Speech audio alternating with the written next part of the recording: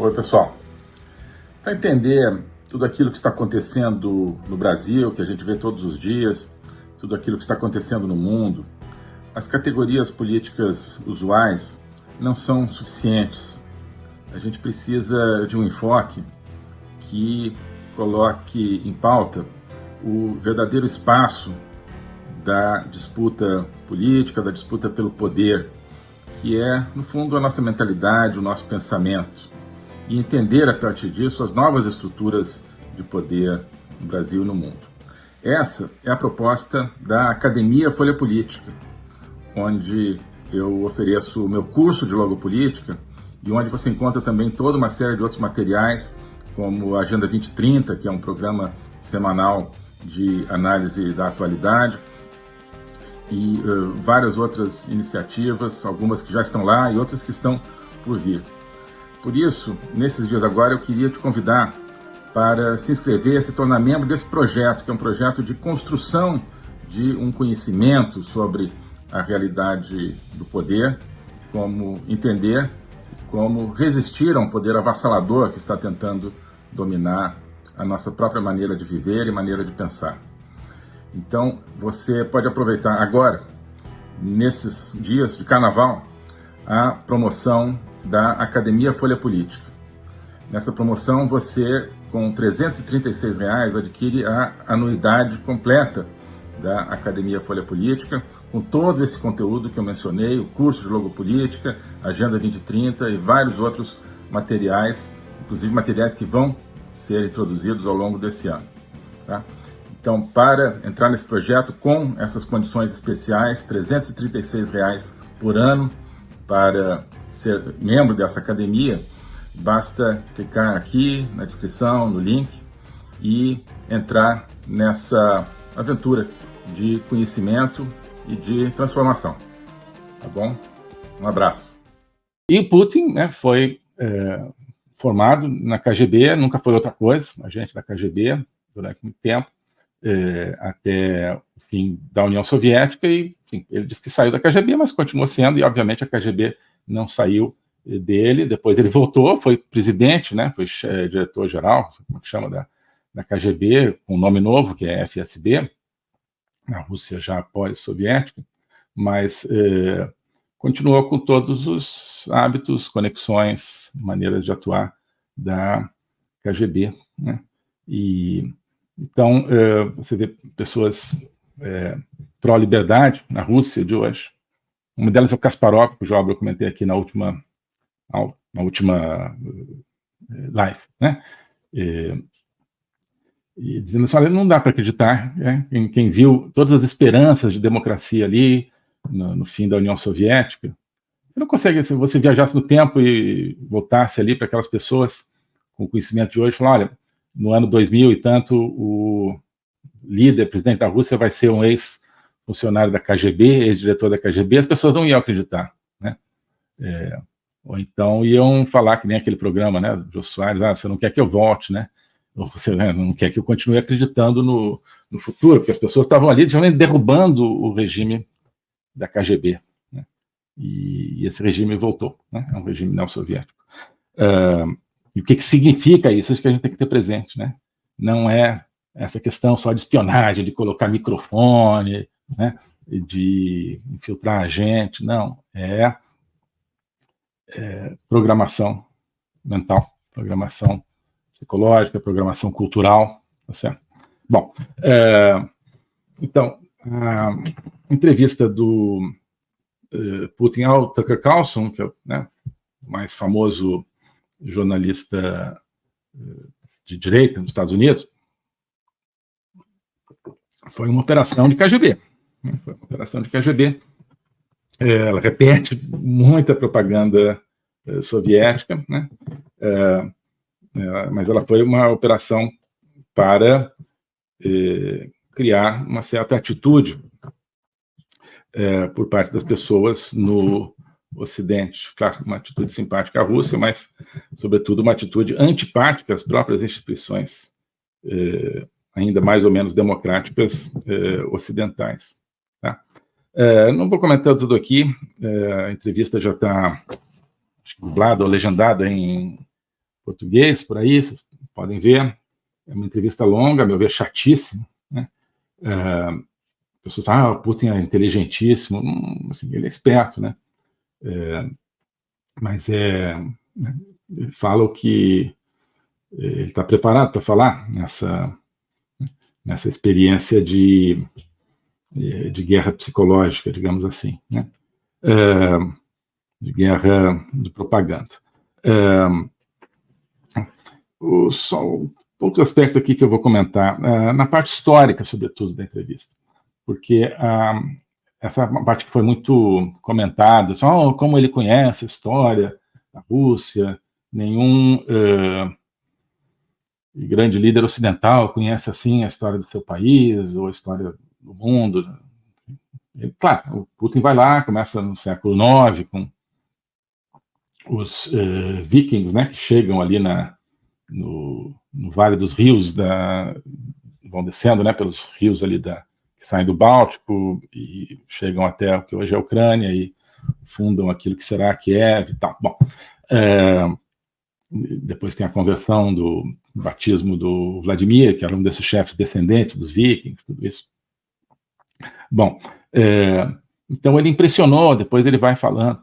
Mas eu estava vendo, e enfim, eu tenho tentado estudar bastante história da Ucrânia, história da Rússia em função da guerra, sabia um pouco, mas tenho tentado estudar bastante, é fascinante.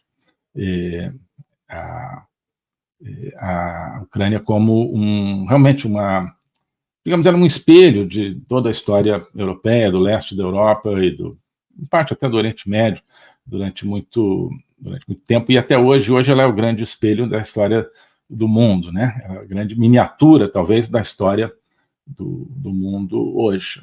Um país que tem certas vocações, a Ucrânia parece ser um país que tem essa vocação de ser uma miniatura, talvez, da história mundial. E esse é o caso. Mas, enfim, então tenho procurado estudar, e a partir do que eu tenho estudado, deu para ver que o Putin, ele faz uma narrativa extremamente assim, parcial, né? Claro, ele fisga fatos daqui e dali, né? Eu achei que foi meio doidice, no sentido em termos de organização do material histórico, não está boa, né? Eu não daria nota 10 para o Putin, não. A partir daquilo que eu tenho estudado. Claro que ele deve saber um pouco mais do que eu, mas não sei, tá? Pelo seguinte, não porque eu saiba muito, mas eu acho que ele não sabe tanta coisa, não. Né? No sentido realmente de pesquisa histórica. Ele aprendeu uma determinada narrativa histórica. O Putin, parece que ele, quando começou a Covid, a pandemia, se trancou lá na casa de campo dele. Apenas 2 ou 3 pessoas tinham acesso a ele, mesmo quem iria ter acesso a ele tinha que passar uma semana em quarentena e não podia chegar perto, aquele negócio, ele estava obcecado e ficou lá isolado, praticamente nunca mais foi a Moscou, e começou a se dedicar muito a ler e estudar história, né? Então também estudou uma certa história, com base nas ideias de um grande amigo dele, agora me falha o nome, mas cujo pai era um historiador soviético e que tinha sido um dos principais construtores de uma série de mitos históricos soviéticos, e o Putin parece que ficou escrevendo, estudando isso, e ao longo aí de 2 anos, com muito esforço, foi escrevendo o que seria preparando o que seria, digamos, aquele discurso de anúncio da invasão da Ucrânia, com as justificativas históricas que ele colocou, do qual a entrevista com o Tucker Carlson é um resumo, um pouco, né?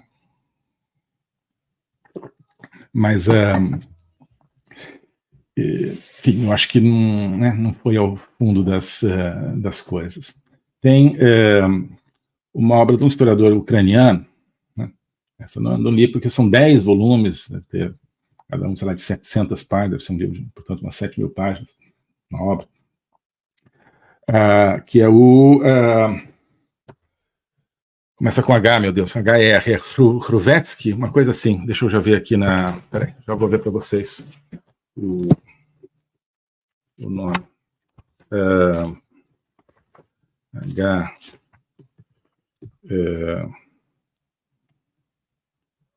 Hrushevsky, Mikhailo Hrushevsky. É como se fosse Khrushchevsky, mas em vez do K é com H, né?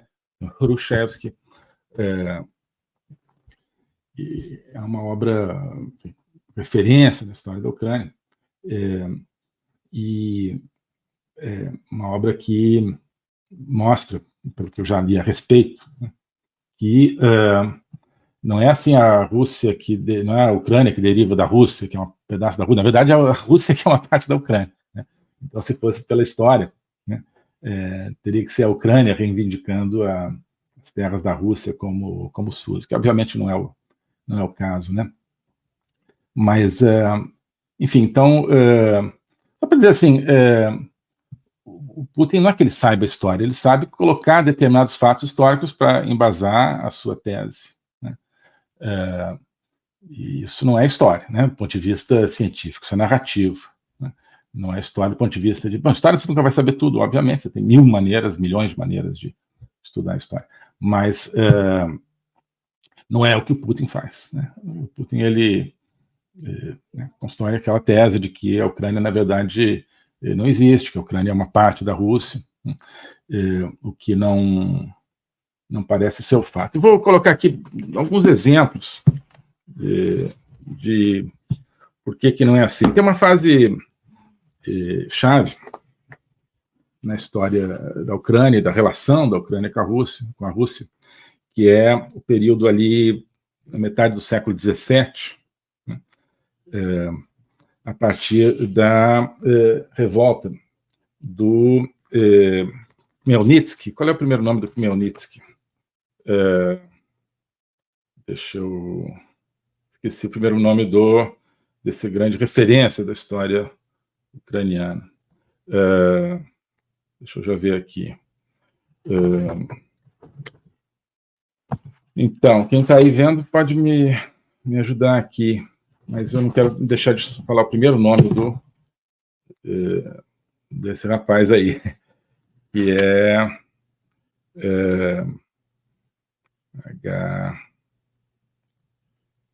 Yuri Khmelnytsky. Não, Yuri é o filho. Espera aí. O principal, acho que é o Bohdan Khmelnytsky. Bohdan Khmelnytsky era, digamos assim, o chefe do que era a Ucrânia naquele momento, que era uma espécie de Texas, ali daquela região, no sentido assim, eram aventureiros, cowboys ali, que estavam ali, tinha também os camponeses e tal, mas eram os cossacos, que depois ficam famosos, né, nas guerras depois da Rússia, são grandes guerreiros.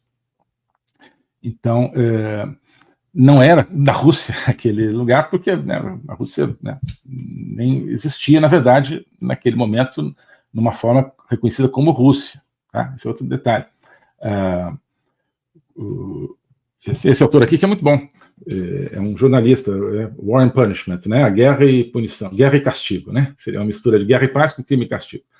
Então, Putin, Zelensky, etc. Mikhail Zygar, que é um jornalista russo, tá? Ele escreve um livro que é bastante, coisa que é simpático à Ucrânia, mas acho que é simpático à Ucrânia, que eu acho que é um indício de que é um livro sincero, quer dizer, um russo basicamente explicando a causa ucraniana. Mas ele mostra que nessa época, metade do século XVII, não tem nenhum lugar nos documentos ali diplomáticos europeus, por exemplo, o nome Rússia, né? O que é entendido como Rússia era designado como o Grão-Ducado de Moscou. O Grão-Ducado de Moscou, que é o Grão-Duque, né? Depois ia ser o czar. Mas, então, inclusive no Tratado de Westfália, tratado famoso, que põe fim à Guerra dos 30 Anos e que coloca as bases para um sistema interestatal europeu, nessa época ninguém fala de Rússia. No lugar que nenhum representante de Moscou participa dessas reuniões, quer dizer, a Rússia era uma coisa distante, né? Mas não havia o uso dessa palavra. Parece que a delegação sueca, a Suécia era uma grande potência naquele momento, uma das principais da Europa, faz referência nos documentos da Paz de Westfália ao Grão-Ducado de Moscou. O globalismo existe, é uma coisa concreta. Ele é composto pelo Great Reset do Fórum Econômico Mundial, pelo projeto hegemônico da China, pelo programa de manipulação e conquista da América do Sul pelo Foro de São Paulo e outros elementos. E esses elementos eles atuam uns em benefício dos outros, sempre, principalmente através do controle da linguagem, porque o controle da linguagem é o controle do nosso pensamento. Então nós estamos tendo o nosso pensamento reprogramado, e essa reprogramação vai contra a nossa liberdade, vai contra a essência do ser humano. Isso é o globalismo. Com base nesse estudo, nessa experiência, é que eu criei o curso de Logopolítica.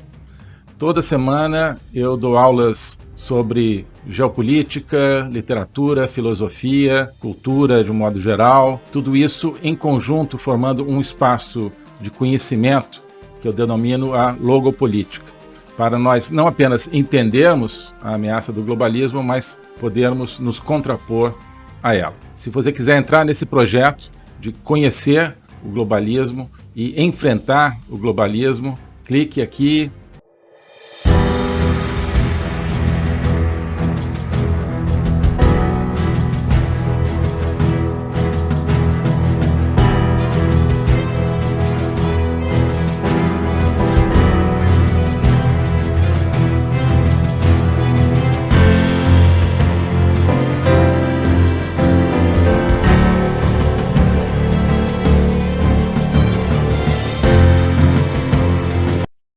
Alô a todos. Hoje eu gostaria de falar sobre o meu novo curso de Logopolítica, onde eu vou colocar a versão completa daquilo que eu tenho a ensinar sobre o globalismo. O globalismo nas suas múltiplas dimensões: geopolítica, econômica, social, cultural, filosófica, dimensões que só podem ser entendidas em conjunto, e que só podem ser entendidas em conjunto a partir de uma perspectiva logopolítica, ou seja, uma perspectiva do logos. Logos é a essência do ser humano.